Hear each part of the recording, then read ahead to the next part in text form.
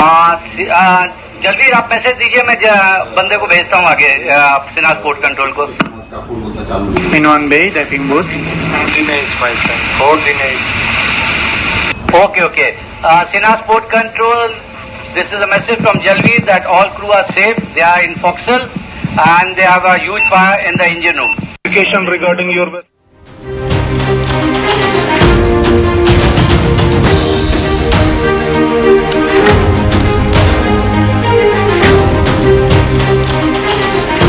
Breaking news చూస్తున్నారు.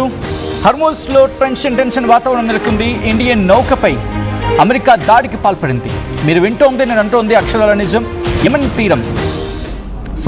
Oman తీరంలో షినాస్ port సమీపంలో అటాక్ జరిగింది. గినియా దేశపు జెండాతో ప్రయాణిస్తున్న జల్వీర్ అనే ఆయిల్ ట్యాంకర్ను లక్ష్యంగా చేసుకుంది అమెరికా. ప్రమాద సమయంలో నౌకలోని 20 మంది భారతీయులున్నారు. దాడి సమయంలో భారీగా మంటలు ఎగిసిపడ్డాయి. వారం రోజుల్లో మూడోసారి ఇండియన్ నౌకపై దాడి జరిగింది. సెటబేలో ట్యాంకర్పై జరిగిన దాడిలో 3 భారతీయులు మృతి చెందారు. దాడిని తీవ్రంగా ఖండించింది కేంద్ర విదేశాంగ శాఖ. భారత ప్రభుత్వం ఈ దాడిని తీవ్రంగా ఖండించింది. మీరు చూడొచ్చు, ఒక స్పెషల్ కమ్యూనికేషన్ ద్వారా వాళ్ళు మాట్లాడుకోవడం జరుగుతుంది. దట్టు సైలింగ్ గురించి మాట్లాడుకునే సందర్భంలో, ఎందుకంటే సైలింగ్లో ఉన్నప్పుడు వాళ్ళు ఒక స్పెషల్ కమ్యూనికేషన్ ఉంటుంది. మెరైన్ కమ్యూనికేషన్ అంటారు, లేకపోతే మ్యారిటైమ్ కమ్యూనికేషన్ అంటూ ఉంటారు. దాని ద్వారా వాళ్ళు మాట్లాడుకుంటూ ఉంటారు. ఇంకా చెప్పాలంటే VHF రేడియో అంటూ ఉంటారు, డిజిటల్ సెలెక్టివ్ కాలింగ్ అంటూ ఉంటారు. ఇలా దానికి వివిధ రకాల పేర్లు ఉంటాయి. ఆ ఛానల్ త్రూగా మాట్లాడుకునే సందర్భంలో మీరు కింద మీరు చూడొచ్చు, ఇంజన్ రూమ్లో మంటలు వస్తున్నాయి, మీ షిప్కి సంబంధించి సమాచారం అంటూ కూడా ఆ టెక్స్ట్ మీరు చూడొచ్చు. సార్ దయచేసి కోఆర్డినేట్ షేర్ చేయండి అని చెప్పి. ఇప్పుడు ఈ ఘటన మీద తీవ్రమైన వ్యతిరేకత వ్యక్తమవుతోంది భారతదేశం నుంచి అమెరికా విషయంలో. బట్ అమెరికా ఎలా రెస్పాండ్ అవుతోంది అనేది ఆసక్తికరంగా మారుతోంది. బట్ దాడికి సంబంధించి మాత్రం భారత్ దీన్ని తీవ్రంగా ఖండించడం జరుగుతోంది. ఇది ఎంతవరకు సమంజసం అనేది ప్రశ్నిస్తున్న మాట. ఎందుకంటే ఒకరు కాదు, ఇద్దరు కాదు, ఏకంగా 20 మందికి పైగా దాంట్లో భారతీయులు ఉన్నారు. ఒమన్ తీరంలో భారతీయ సిబ్బందితో ప్రయాణిస్తున్న సెటబే వెషల్, వీటిని వెషల్ అంటే వాణిజ్య నౌక, వీటి మీద అమెరికా దాడి జరిపింది. ఈ దాడిలో ఆ వెషల్లో ఏకంగా 24 మంది భారతీయ సిబ్బంది ఉన్నారు. వాళ్ళలో 3 నావికులు ప్రాణాలు కోల్పోయారు. 3 సైలర్స్ ప్రాణాలు కోల్పోవడం జరిగింది. ఈ విషయాన్ని షిప్పింగ్ మినిస్టర్ సర్బానంద్ సోనోవాల్ ధృవీకరించారు కూడా. అయితే విషాదకరమైన ఘటన అని చెబుతూ ఆ 3 భౌతికాలను స్వాధీనం చేసుకున్నామని చెప్పుకొచ్చారు. మరణించిన వాళ్ళల్లో డెక్ క్యాడెట్ ఆదిత్య శర్మ ఉన్నారు, engine fitter Shivanand Chaurasia, chief engineer Patnala సురేష్గా గుర్తించారు. అయితే అసలు ఎలా జరిగింది, ఇక్కడ కదా క్వశ్చన్ రైజ్ అవుతుంది. అమెరికా ఏం చెప్పుకొచ్చింది? అమెరికా కావచ్చు, ఇరాన్ కావచ్చు, ఈ రెండూ కూడా భారత్కు ఆ వెషల్స్ వెళ్లేందుకు, ఆ ఆయిల్ ట్యాంకర్స్ని లేకపోతే ఆ చమురుకు సంబంధించి ఆ మూవ్ అయ్యి ఆ వెషల్స్ని లేకపోతే ఆ నౌకర్ని ఎక్కడ రెస్ట్రిక్షన్ అనే మాట కావచ్చు, ఎక్కడా లేదు. బట్ మీరు ఇక్కడ కొద్దిసేపటి క్రితం మనం మాట్లాడుకున్నప్పుడు ఒక మాట మనం విన్నాం. ఇది భారతదేశానికి సంబంధించిన నౌక. ఒకవేళ భారతదేశపు జెండా ఉంటుంటే కనుక వాళ్ళు దాడి చేయడానికి కాస్త ఆలోచించి ఉండేవాళ్ళు. కానీ గినియా దేశపు జెండా ఉంది, అందుకే దాడికి పాల్పడ్డారు అని ఇక్కడ ఒక మాట వినిపిస్తుంది. బట్ స్పెషల్ కమ్యూనికేషన్ ద్వారా కోఆర్డినేట్ చేసి ఇంకా బెటర్ కోఆర్డినేషన్ అయి ఉంటుంటే కనుక బహుశా అయ్యుంటే కనుక ఇటువంటి ఇబ్బందికర వాతావరణం బహుశా ఉండకపోయి ఉండేది. అయితే ఇక్కడ వినిపించే మాట ఏంటి? మేము దిగ్బంధనం విధించాం కదా, మేము పూర్తిగా రెస్ట్రిక్షన్ విధించాం కదా, అలాంటప్పుడు ఇరాన్ నుంచి చమురు రవాణా నౌక ఎలా వెళ్తుంది? ఇరాన్ నుంచి అలా వెళ్ళింది కాబట్టి ఆ ట్యాంకర్పై కాల్పులు జరిపాయని చెప్పి అమెరికా సైన్యం దాన్ని సమర్థించుకుంది. ఈ దాడిని భారత్ తీవ్రంగా ఖండించింది. అమెరికా చర్యపై ఆగ్రహం వ్యక్తం చేస్తుంది. వెస్ట్ ఏషియాలో వాణిజ్య నౌకలు పౌర మౌలిక సదుపాయాలను, వసతులని టార్గెట్ చేసుకోవడాన్ని ఆపేయాలని చెప్పి ఇంటర్నేషనల్ వాటర్స్లో కావచ్చు, లేకపోతే వాటర్ బాడీస్లో కావచ్చు, వీటిలో ఆ ట్రాన్స్పోర్టేషన్ ఫ్రీ అండ్ ఫేర్గా ఉండాలి అని చెప్పి పేర్కొంది.